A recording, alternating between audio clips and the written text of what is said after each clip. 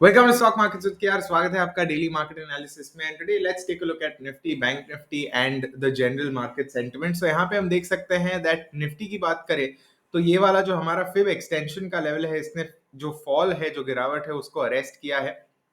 So here we can see 15200 के level पे हम लोग ने at least some sort of support देखा है और 2 दिन उसने वही लेवल से बाउंस किया है। इन टर्म्स ऑफ रेजिस्टेंसेस हम लोग को इंट्राडे चार्ट पर थोड़ा बेटर पता चलेगा, but in general we have seen that 380 से लेके 400 का जो लेवल है वो अच्छा रेजिस्टेंस दे रहा है। So as of now it is stuck between that around 200 point range one में से।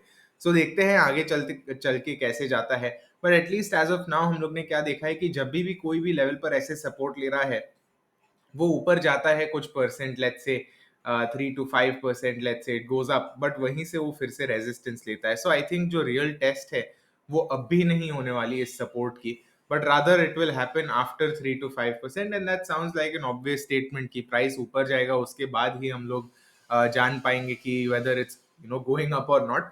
बट एक्चुअली हम लोग ने जिस तरीके का बिहेवियर देखा है, this is exactly how it is going, कि वो थोड़ा ऊपर जाता है, थोड़ी सी होप दे देता है बुल्स को, and after that it ends up breaking those levels. So even though अब तक अच्छा लग रहा है, maybe it can even go up 15600 के ऊपर भी जा सकता है, no doubt, but it is not time to celebrate for the bulls just yet, at least in my view.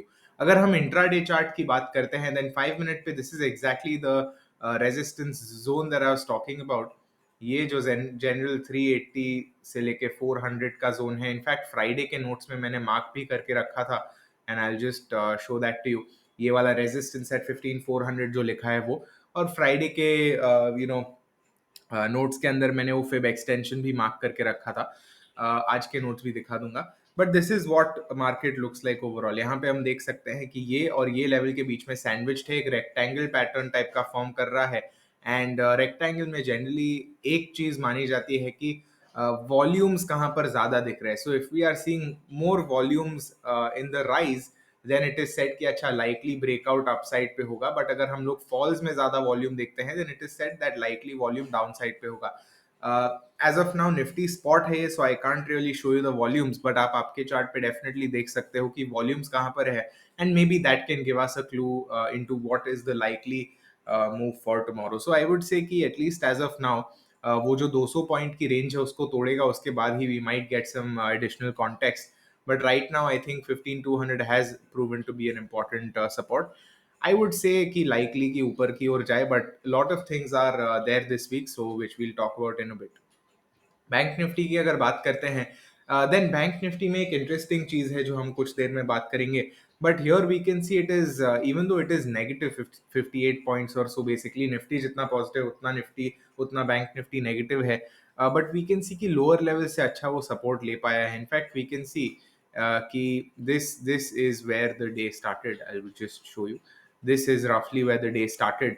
और हम देख सकते हैं कि उसने यहाँ पर एक्चुअली 2-2:30 बजे एक नया लो बनाया था, and from that low it was able to recover by what around, यहाँ पे this must be around 400 and 700 by around 300 points और so. So this appears to be a good sign at least as of now. And sure हम लोग previous close का resistance देख रहे हैं। In fact 17 जून से हम लोग प्रीवियस क्लोज पे लड़ाई कर रहे हैं। This is the same level, the close has been the same for the past couple of days, almost the same. But let's see कैसे जाता है। हियर वी कैन सी यहाँ पे क्लोज किया था 16th एट अराउंड 639, 720 पे क्लोज किया on Friday, and आज हम 700 के आसपास क्लोज कर रहे हैं। सो बेरली कुछ 50 पॉइंट के अंदर ही क्लोज आ रहे हैं, very tight range at least as of now on both the indices. So वो एक चीज स्टैंड आउट कर रही है। एंड अगेन दोनों ही एकदम कंप्रेस से हो गए, and when prices are compressing that means कि a larger move is on the way. एक लार्ज मूव हम लोग ने देख लिया था थर्सडे को, but maybe this is just starting to bubble up again. अगर हम लोग नोट्स की बात करें तो यहाँ पे मैंने लिखा है Fairlie choppy day I would say, क्योंकि अब अगर हम लोग प्राइस मूवमेंट्स देखते हैं स्पेशली ड्यूरिंग मिड डे, ये जो जोन्स है यहाँ पे काफी डिफिकल्ट हो सकता था, because here we can see कि ये एक ऑलमोस्ट सपोर्ट बनाया था, but there were so many zones जहाँ पे उसने वो सपोर्ट ब्रेक करने की ट्राई किया था, एंड इट एक्चुअली गेव धमकीज प्रीटी मच। वो मूवीज में कैसे बोलते हैं, अरे ये मैं तोड़ के दिखाऊंगा तो क्या कर लेगा, वैसे टाइप की धमकी दे रहा था। And that is I feel the reason why I have said यहाँ पे कि फेयरली चॉपी डे। हम लोग देख सकते हैं कि सपोर्ट सेम 100% फिप से लिया था as I said, and 15,200 retest आज किया था। 380 का रेजिस्टेंस है एज मेंशन्ड अर्लियर। आज का जो बिगेस्ट स्टॉक आज बोल सकते हैं that is actually HDFC. Twins ने रॉक किया है आज का दिन, but HDFC was one of the most I would say surprising winners today, plus 4%, और HDFC Bank was up 2.5%. HDFC Twins के वजह से I would say मार्केट में काफी थोड़ी पॉजिटिविटी आई है, and here I also given the contribution. For example bank Nifty में HDFC bank का contribution was plus 600 points, that is a lot. जब हम बात करते हैं प्लस 600, इट बेसिकली मीन्स कि अगर HDFC बैंक नहीं होता, if today was not bullish for HDFC Bank, then Bank Nifty would have been would have closed almost around 32,000 if not below. So वो एक बहुत बड़ा statement होता है, and as such we can see that HDFC Bank has really been able to do well. In fact अगर हम देखते हैं तो अगर हम यहाँ पे जो मेन स्टॉक्स है अगर उनका टोटल ले, then that is actually less than HDFC bank का पुलिंग, व्हिच मींस कि सिर्फ अगर ये स्टॉक्स होते then it was actually a positive day for bank Nifty in a way. हम लोग एक और चीज देख सकते हैं when we look at Nifty's contribution, that HDFC twins again around 60 points जितना कंट्रीब्यूट कर पाए थे, and on the down side Reliance ही मेन था जो 33 पॉइंट्स जितना गिरा था। ओवरऑल हाई से लो अगर देखते हैं देन 3.5% गिरा है रिलायंस, बट अगर हम देखते हैं ईओडी बेसिस पे it's just 1.8%, so sometimes that can be deceiving. PSU banks ने आज अंडर परफॉर्म किया है, मैं ये भी आपको दिखा देता हूँ।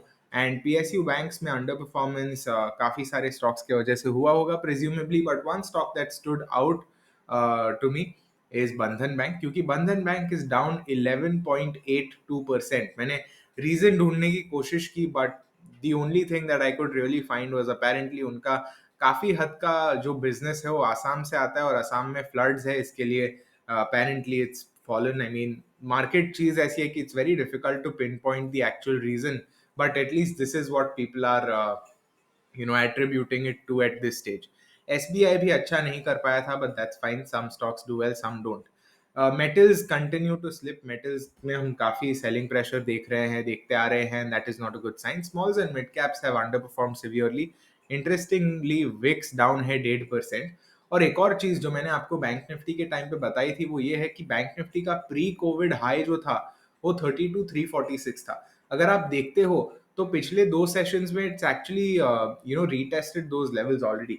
यहाँ पे हम लोग ने रीटेस्ट किया था, this was almost retest. So bank Nifty पे जाते हैं, हम लोग ने ऑलमोस्ट रीटेस्ट कर लिया है, and that I think goes to show कि मार्केट कितना नीचे आ चुका है, एंड दैट ऑल्सो मीन्स कि बैंक निफ्टी उतना ऊपर था ही नहीं for it to actually come down that much in the first place. So those are two things that I would say, and given that कि वो प्री कोविड हाइस के आसपास है, I think now would be a very interesting and important time to actually see कि जो momentum है और जो बायस है वो कौन सी साइड पे बिल्ड होता है।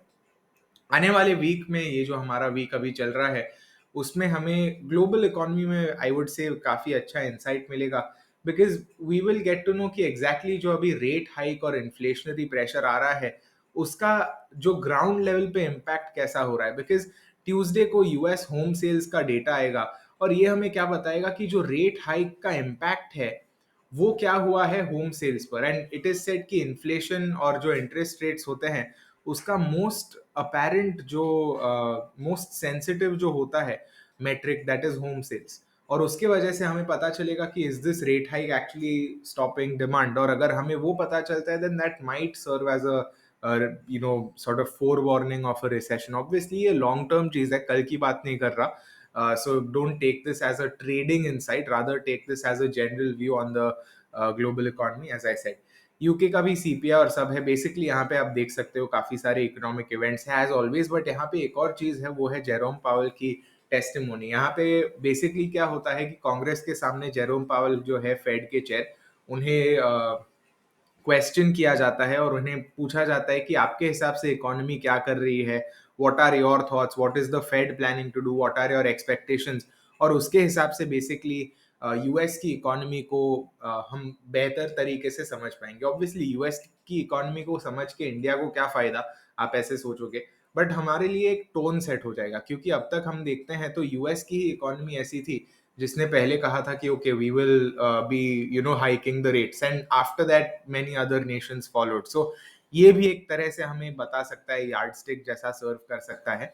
Again, not trading related. In fact, this entire slide is not trading related. It is more about understanding the markets, which I think is still important, at least given the current status. Thursday को crude में एक movement आ सकती है. So if you are looking at oil and gas stocks में भी and you know aviation stocks में भी थर्सडे को हम कुछ देख पाएंगे, बिकॉज थर्सडे को यूएस क्रूड ऑयल इन्वेंट्रीज है. और अगर आपको ऐसे मार्केट में मेरे थॉट्स चाहिए that what exactly I am doing, what I am thinking of, what is going on in my head from an investing and trading perspective, आप ये वीडियो जरूर देख सकते हो. कल ही रिलीज किया था मैंने, and इसके अंदर I talk about what my views are and how I feel a good way to handle such movement can be. So आज के लिए इतना ही था. I hope you got something out of this video. मिलते हैं next video में. Till then, happy trading and happy analysis. See you in the next.